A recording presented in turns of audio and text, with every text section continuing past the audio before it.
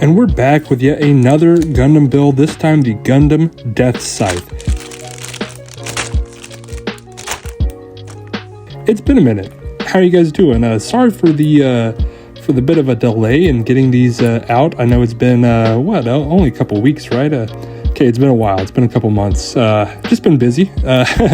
I'm sure you guys can relate. You know, work, life, everything happens. But I really wanted to get back into making these and kind of just showing off whatever I'm building at the time, because I've built quite a few. I've built quite a few in the past couple months. Just haven't really filmed any. I've just kind of been having them for myself. But I want to get back into doing this, and then I also want to get back into showing off detailing and customizing these. I've got a master grade heavy arms that I want to do next that I would really like to customize, and as you'll see at the end of the video, I had a high grade that I've done and kind of tested out some colors on, so I'm looking forward to doing that and showing that off to you guys as well.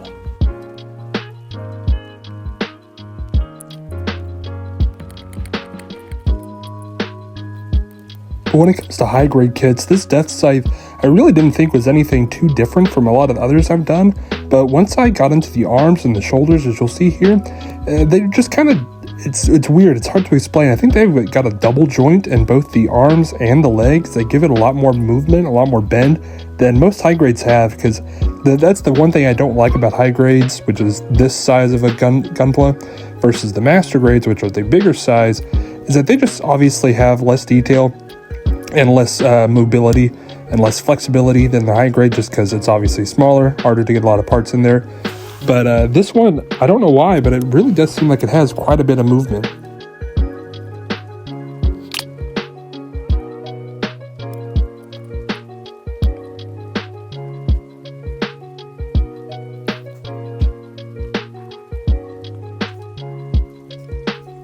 Sorry, I just had to flex a little bit with that transition. I tried to throw a couple of these in here to help keep things spiced up a little bit. Like, there was another one right there. I thought that one was really nice, but let me know what you think.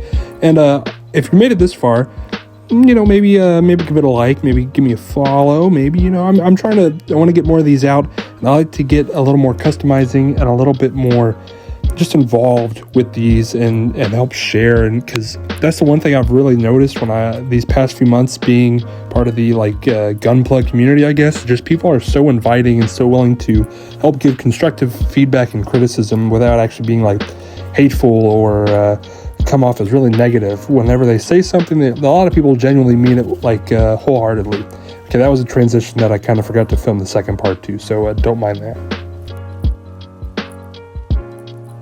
Another thing where a lot of high grades kind of fall by the wayside is that their legs, whenever you're building them up, kind of basic, kind of simple. But I don't know why, but again, the DEATHSYCTHE here, it was really interesting, really fun kind of building the legs. It almost had a pseudo inner frame where it was like actual parts that you were putting the armor on top of versus just hollow pieces connecting. It wasn't exactly an inner frame like a master grade or a real grade, but it was still enough to kind of change it up. I didn't really see this in the high grade heavy arms that I did or any of the other wing kits I have, so I'm not sure if this one's just different, but it was really cool, and I really liked the design of the legs too. And we're getting pretty close to the final design here. As you can see, I really like the different colorways, and this is one of the few Gundam that I have that doesn't have like any red on the actual body anywhere, so it's a really cool change of pace. And another big change of pace is the type of weapons that the DEATHSYCTHE comes with. Obviously, with the name, you would assume that it comes with a scythe. Well, you'll see here in just a minute that there is a scythe on it for sure. It's also doesn't have a beam sword or a gun like most other Gunplas, so it does make it a little bit of a different build, and it also helps give this one a bit of a different shelf presence compared to even the other wing kits that are already pretty unique in their own right.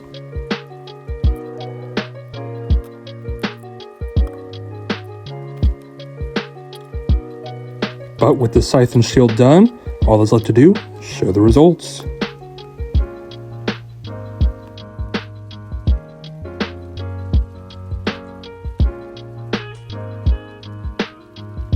I'm really happy with how this turned out, and I really like it, standing next to all the other Wing Gundam kits. I'm only missing Shenlong, so I'd hope to get him soon.